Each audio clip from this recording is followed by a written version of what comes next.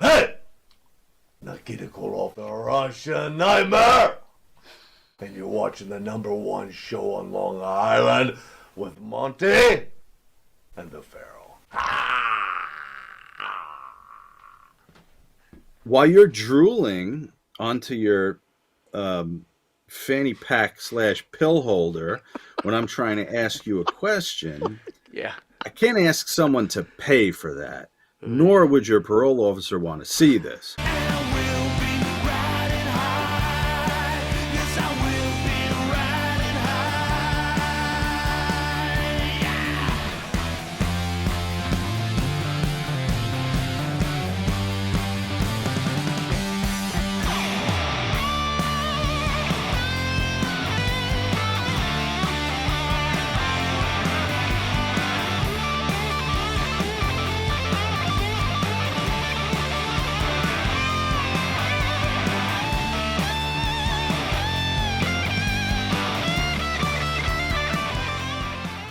Welcome back to Long Island's #1 pro wrestling broadcast, Monty the Pharaoh, only seen here out of Indie Music TV, straight out of Ronkonkoma, Long Island, where we're welcoming the great Sean Oliver. Sean, thank you for joining us, my friend. Yeah. I want to applaud you and your partner, Kevin Nash. Obviously I'm home from surgery. Mostly everybody knows that Kevin lost his son, unfortunately, which no parent has to go through.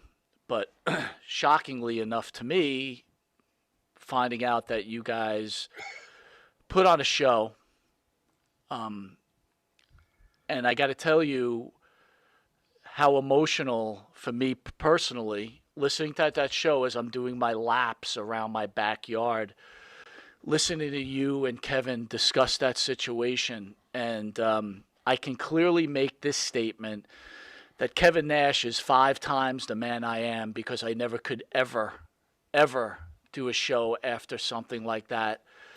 And you're 5 times the man I am, because being a host and being able to keep it as light as you did, but as serious as you did, all I can say is I'm in awe of you, sir, and in awe of Kevin. Any remarks? Well, thank you, first of all. But I all right. So it was like a 2-day process. I knew that Tristan was taken to the hospital. I knew that it wasn't going well, and then I knew he passed. So, as a producer of content, as you know firsthand, you're fragmented. The responsibility of a show, and then the responsibility of being a decent human being. And I've always said, I said it in one of my books, and I've told people, generally the things that make you a good content producer don't make you a good human being, and vice versa. Most good people would not be successful content producers. They seem to function at odds at times. So here comes this news. I'm crushed, knowing Tristan, knowing Kevin, but also carrying a weight that Kevin has a lot to deal with, and I'm going to need to put a plan in place. I'm going to have to prepare for something. So there was that part of me, that balance of grieving and just disbelief and the pain, and thinking about, my friend Kevin. But then also, Tristan died at 6 a.m. on a Wednesday, and we shoot Wednesday nights. So I got the guys started on a best of episode, and was also thinking long term. Let's get, I'm thinking in terms of, let's get a replacement in. I don't know how much time he's going to need, but let's prepare to have a replacement host. The old Carson thing, right? We'll call Joan Rivers, and she'll come on and host. And about 6 o'clock that night, Kevin texts me, "What's going on? when are we starting?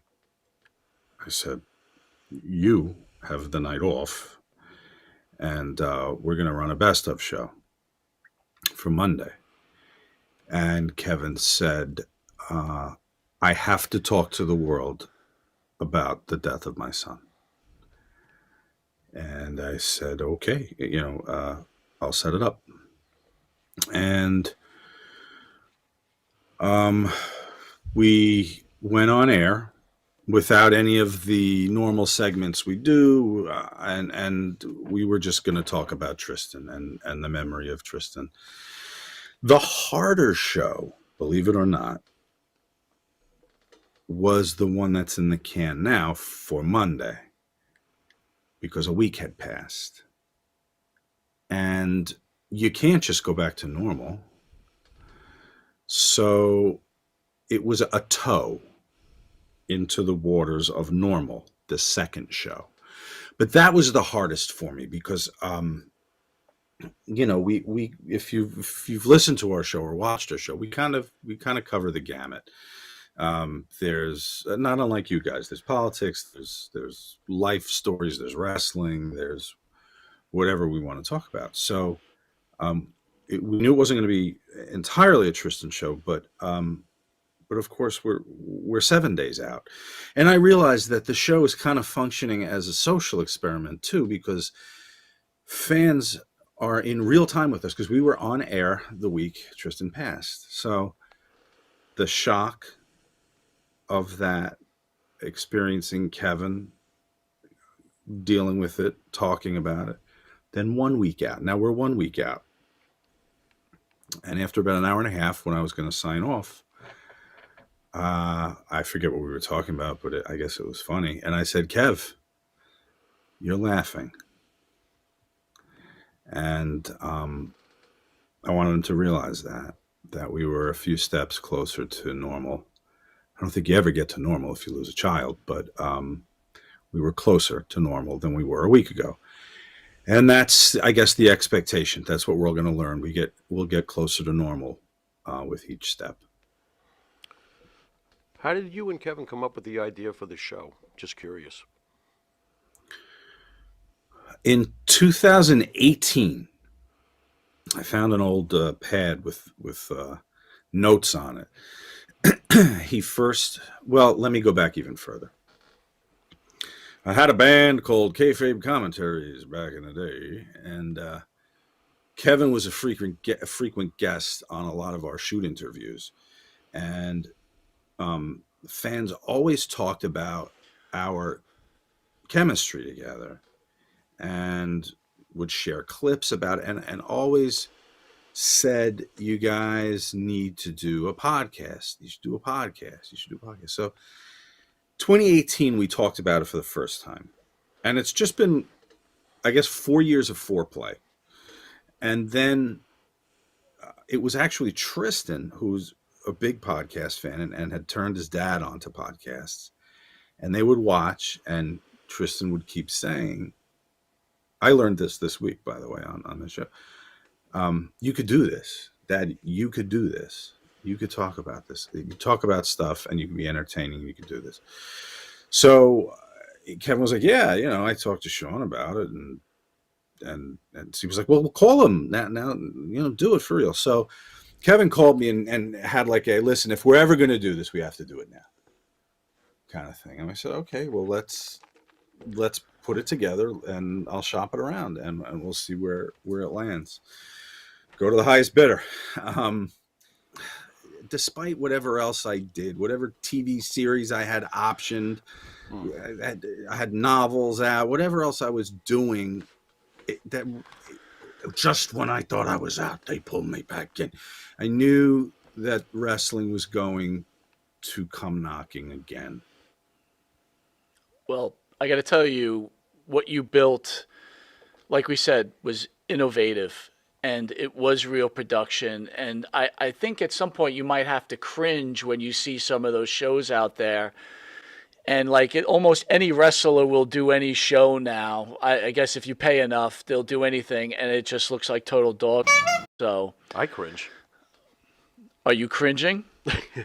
Look at him. He's cringing. It's boy, it's a tough thing. If you're going to ask someone to pay for something, and this was always where I was with the production value aspect of this. And even when a talent came on and laid an egg, I'm like, I can't ask somebody to pay $20 for this. So, talent A, while you're drooling onto your fanny pack / pill holder when I'm trying to ask you a question, Yeah. I can't ask someone to pay for that, nor would your parole officer want to see this.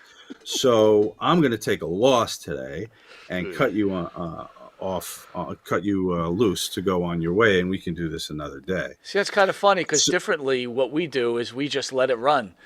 Do what you want, say what you want, act what you want, and get us suspended. Right. But we're going to show it. Yeah. Well, what I think is happening, and I'm not in any way condoning it or saying that there's justification for it, but political discourse, people disagreeing about politics, has been the cornerstone of programming for decades. Yep. From when they first started televising presidential debates in the 60s, up through magazine news style programming in the 70s, like 60 Radio, Minutes and whatnot, Bob Grant and such. through the radio. 80s, 90s. Yep. You could have Republicans, Democrats, conservatives, liberals debating, bringing up points. What has happened in the last 6 years is there's become a vile permission on the part of some extremists on both sides Understood. Yep. Yep. to personally attack, Right. belittle, cancel Sure. people that they don't agree with. Simply, they've done no personal harm. Bingo. They don't agree with my ideology. Right. So political discourse has now become personal conflict. And what does that bubble into? It bubbles into January 6th at the Capitol. It bubbles into things like this. So media sources are panicked. Right. Whereas at one time, you could have a kooky Missy Hyatt opinion. I don't know what she said on your show, but I know Missy, so I know it was kooky. Right. You're on. You could air that Right. as a counterpoint and debate it with her. Nowadays, the media says, oh my God, people are going to take to the streets. It's really become the mentality. So I think that they are hypersensitive. I think the media is hypersensitive to that kind of political disagreement because in this day and age, it has spawned so many irresponsible people who don't understand, hey, Chip, people disagree with you. And they have their reasons that they feel are as valid as yours. Right. And it doesn't give you the right to go after them as a person. And you thought this was going to be a fun, jokey interview, huh? Right? Where's all the Virgil's penis questions? Virgil's penis. Oh, no, the Eric Sim penis questions are coming. The Eric Sims penis questions. He has one? There you go. Kudo, bam. Oh man. Hello. Holy matzo ball. Was Matzo there ever Oh, any? matzo ball. I couldn't help myself. Oi. Was there any interview ever where? Okay, I know I'm asking you a rough question, but screw it. I only get to talk to you once, maybe twice, if you decide you like us. Was there any interview where you just couldn't stand the wrestler as a person, and you were like gritting your teeth, like this guy's a douchebag? Did you ever have anybody like that? No. Oh, look at you. For me, I will shoulder the burden of a difficult talent, or a rude talent, Okay. if when they sit down and the red light goes on, they give the product. Right. If they give the designated product, if it's a timeline where they did they have details about the events we brought up? Did they bring a dimension to the show? If it's you shoot, were they uncensored? Did they roll with the jokes? If it's a guest booker, did they produce some creative decisions or let us inside their booking mind in the process? Then that's the tacit agreement. Nowhere in my paperwork did I say you have to be nice to me. But I did say you got to deliver a show. And so if the show is there, I was okay with dealing with difficult talent. Where the thing I didn't have patience for was if they sat on camera and took as opposed to put on a show. Now, So at that I would point- have a real problem with. At that And it didn't point, happen. right? Because obviously you're paying the talent. They do a giant. You're trying to make a DVD. Are you like, you, I ain't paying you? Did you ever have that kind of confrontation? No, the only person I asked for money back was Jake Roberts. He came to. We were going to do an episode of Breaking Kayfabe, which was a series that dealt with the outside the ring life of the talent. Folks that had interesting things to talk about in their personal lives. So we sat down with Jake, who I booked through DDP. And I told him we were going to talk about his family history and everything on that show. So we sit down, he's paid, we're under the lights, the slate's in, we start the show. And after a couple of questions, he goes, I'm not talking about my family. I said, Jake, I have nothing on these cards about the DDT. I have to tell you this right now. That's what this show is. And he wouldn't do it. And he protested and we argued a while. I said, Jake, come outside, have a smoke. Let me talk to you about this. I wanted to engender that trust. We'd never worked together before. And I was always pretty quickly able to engender trust. If I have a superpower as an interviewer, it's that, I guess. I don't think of questions that are necessarily innovative or different than anyone else does. But in sitting with somebody for a few minutes, I can put them at ease. I think they sensed that I was truthfully there not to them, but rather to make them the most interesting interview they could be and to have the most interesting product for myself. There you go. So I said, Jake, spend some time with me. Come outside. Let me talk to you about this. No. Can't do it. Now, in fairness to Jake, he had just started the program with DDP and was clean. And I think from an emotional standpoint, he was not going to be able to talk about Grizzly Smith and a lot of what went on there. So at a certain point, he was refusing. I said, drop the money and I'll have my guy take you home, take you to the hotel. And he did. Dropped the money on the table, left, and I had him driven home. And that was that. Buff Bagwell famously was not able to perform the interview.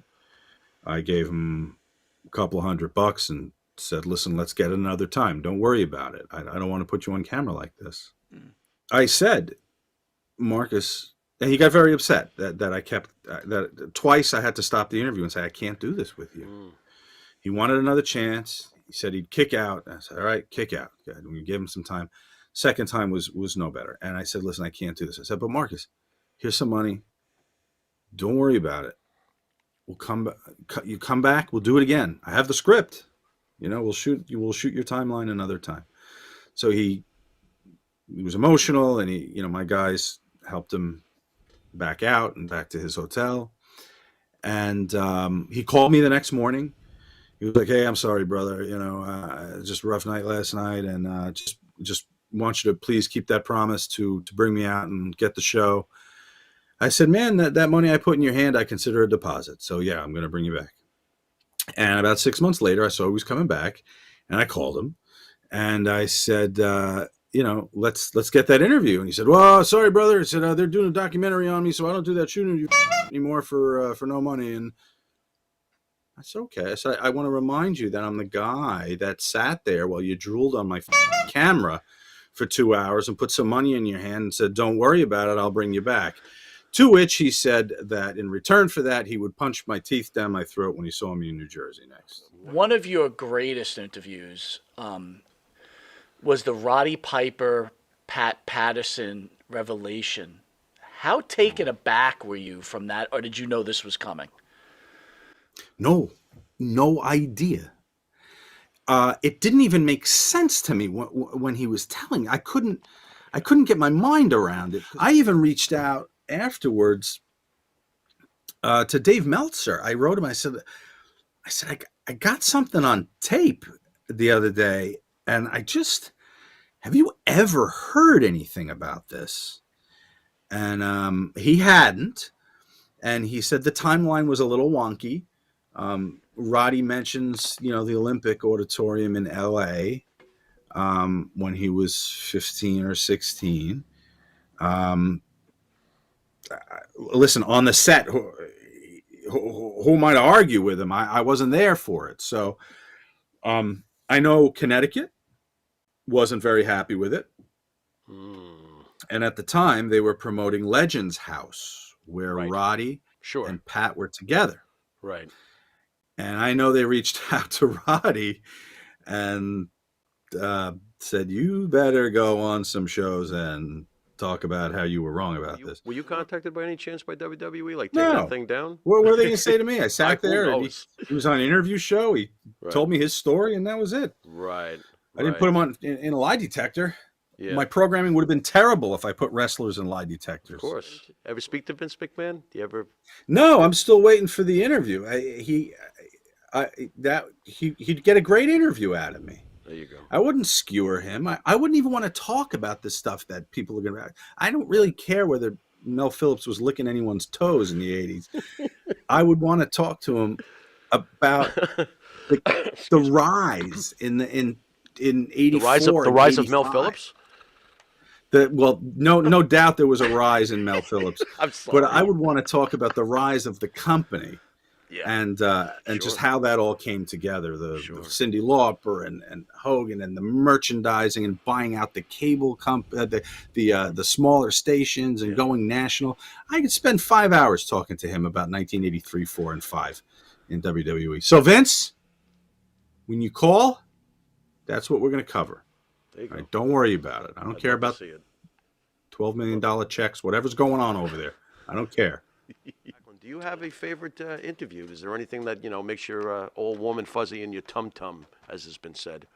The Roddy one that you mentioned, I have a soft spot for because I was such a Roddy Piper mark as a kid.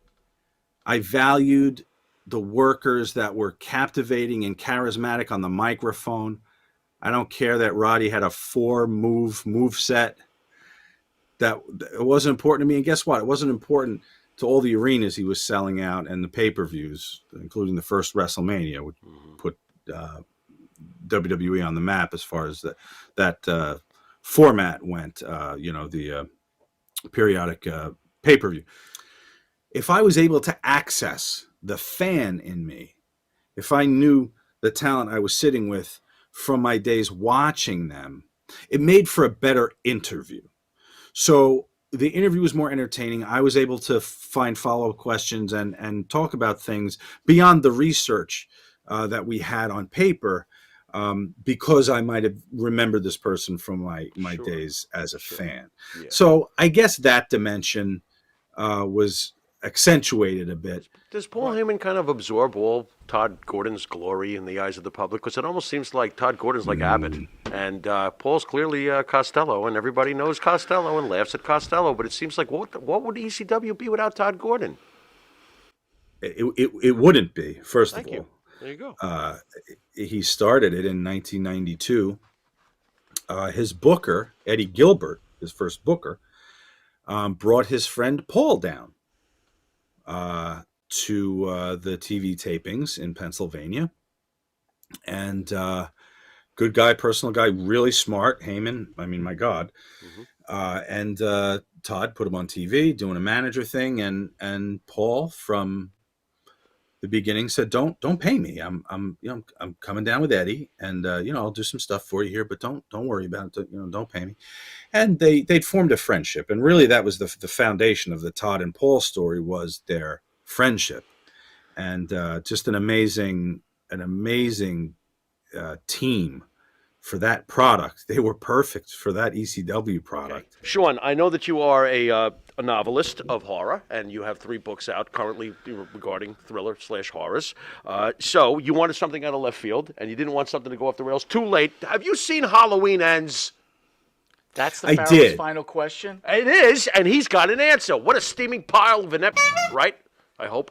Hold on, though. Uh-oh, he likes If you it. can divorce yourself, Oh, no. You're not going to do this, are you? as we've all had to do, if we're fans of classic horror, Halloween, Friday the 13th, if you can divorce yourself from any kind of linear connection to Halloween of 1978 and just take it for what it was, it was an interesting commentary and a little bit of metaphor in there about the evil that lives in the hearts of people. Of you and me. Some burst into houses with knives, some burst into the Capitol. Right. And I got you. it's an examination of the evil around us. Okay. Okay, that's fair. I don't even know what you How's two are that? Does it talking sound like about. I worked You for the like this goddamn movie, film or you company? I don't Tell me even know what you two are It talking was about. 20 minutes of Michael Stupid. Myers. It was Guy runs stupid. around with a mask and he kills people and he can't die. It's Leave dumb. Michael alone. Anyway, He's got you at first. here's my question. When is the biography on Eric Sims going to be written by you? That's your And what can we look forward to in that biography? And who do you think will write the introduction to that biography?